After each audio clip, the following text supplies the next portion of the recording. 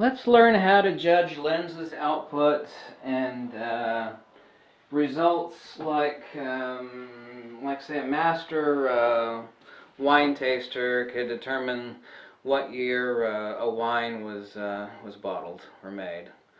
Micro contrast, perceptual depth. Now, it is the case there are two types of depth. One that very few people know about, and one that almost nobody knows about. Those two types of depth are A, perceptual depth due to micro contrast. It is oftentimes referred to as Zeiss pop, but certainly Zeiss has no claim over this particular aspect. They do over a lot of their lenses, but Zeiss makes some loser lenses, as is the case certainly so. Nikon and Voigtlanders, many of these lenses, a small spectrum of Nikon lenses, most of them being old, however, have this micro contrast, this intertonal transmission. Now, I'm going to have you take a test below, and you're going to look at the pictures. Now, this isn't a test. These pictures are, and this test is a test that actually was developed by some other folks. But I want you to take the tests before looking at the answers, and the answers will be below. And you'll look at two different shots of two different lenses. One's with a Zeiss lens, and other one's with a Canon lens. And at first you're going to say, well, this shot is sharper than the other shot. Or some of you might say, this shot is more contrasty than the other shot. And neither one of those is the case. That's the first mistake anybody would make when comparing those shots. They think, well, this is a sharper lens. No, sharpness and micro contrast are not the same thing. Or someone might say, this shot has more contrast.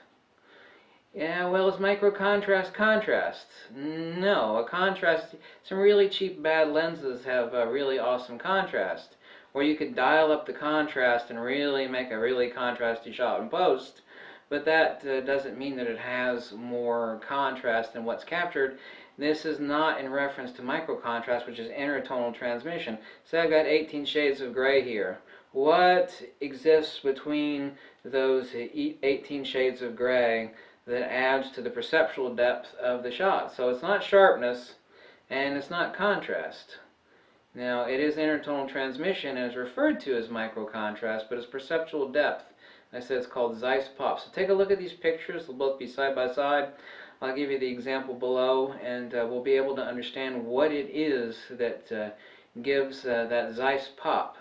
Now, the Zeiss pop, which we know specifically is intertonal transmission or micro contrast, is perceptual depth. Now, there is another type of depth that I've talked about at great length, and this is where lenses.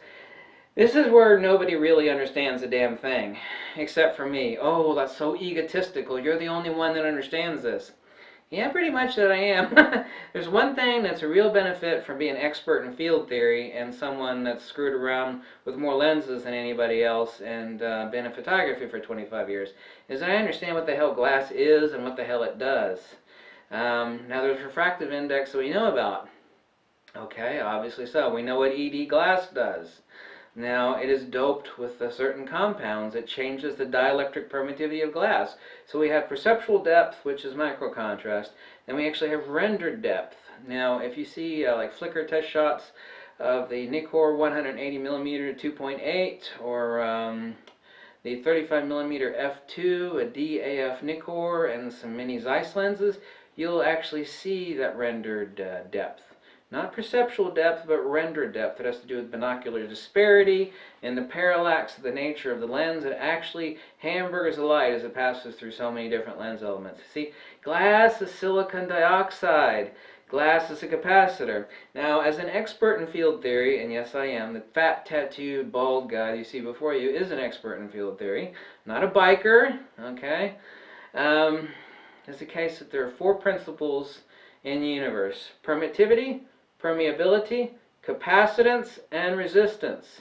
Glass has all of those characteristics, and light is an electrical circuit. It is technically a coaxial circuit with longitudinal dielectric and transverse electrical and magnetic components. So that is the second aspect of depth. Nobody gets that. You won't read about that in any photography magazine. Glass is silicon dioxide. That is a capacitor. That is why the glass insulators on power lines back in the old days would explode. When the power would go out and they turned it back on, they'd have a sudden surge of voltage. The lines wouldn't be going, crap! Because they'd have to go out in the lines and climb up the poles and replace these insulators that would explode. It's the same reason why old glass would explode in the microwave. It wasn't microwave safe. You know what microwave safe means? It means that if the glass is doped or created in such a way that it doesn't store the electromagnetic radiation that is bombarded onto that bowl of hot soup. This doesn't happen anymore. If you're like 20 years or younger or 30 years and younger, you've probably never experienced this. But when microwaves first came out and we had glass bulbs, you're like, wow, them glass bowls, they keep exploding in the microwave. And people learned that they had to come out with microwave-safe bowls. This is the same principle behind ED glass. Okay? All this stuff affects the nature of the electrical circuit because you're not photons pouring through your lens. Okay, I know you've heard that everywhere. There's no such thing as photons. There's not one single evidence on the face of this earth by anybody for the existence of a photon. Well, yeah, there is, because, that's what... No. Everything is fields, and fields are not particles. Okay? It's not like you got to take the lens off the front of your camera and dump off the photons that have been collecting inside your camera. Okay? There's no such thing as a photon. The wave-particle duality is nothing other than an ignorant misperception of human comprehension of the coaxial nature of light. So, that is the second aspect of lenses that nobody understands. But the first I can give you examples of. So, take a look at the test shots below, download all of them, compare each one side by side. There'll be a set. Set 1, set 2. You determine which is the Zeiss lens, which is the Canon lens. Now, it didn't have to be a Canon. It could be a Nikkor lens. But in this case, it's going to be Canon and Zeiss, Canon and Zeiss. But they're going to be alternated, and you're going to have to determine which is which. And what you think is a more contrasty image is not. What you think is going to look sharper is not. What you're going to think has more depth to it, that perceptual depth, well, that's true. It does have more perceptual depth.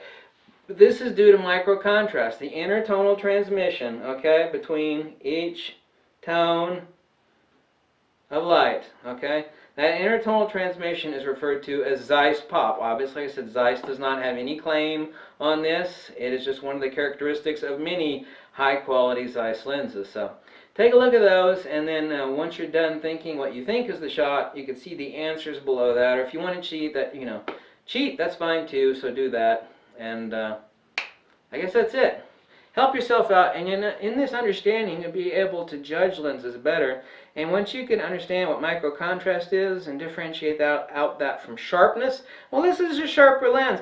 Now, both of these lenses are just as sharp, except this one has much better intertonal transmission. It looks sharper because there are more intertonal ranges of light at a given, like say various shades of red. What about the intertonal shades of red? It gives you that perceptual depth. It makes you think it's a sharper lens, but it's not a sharper lens.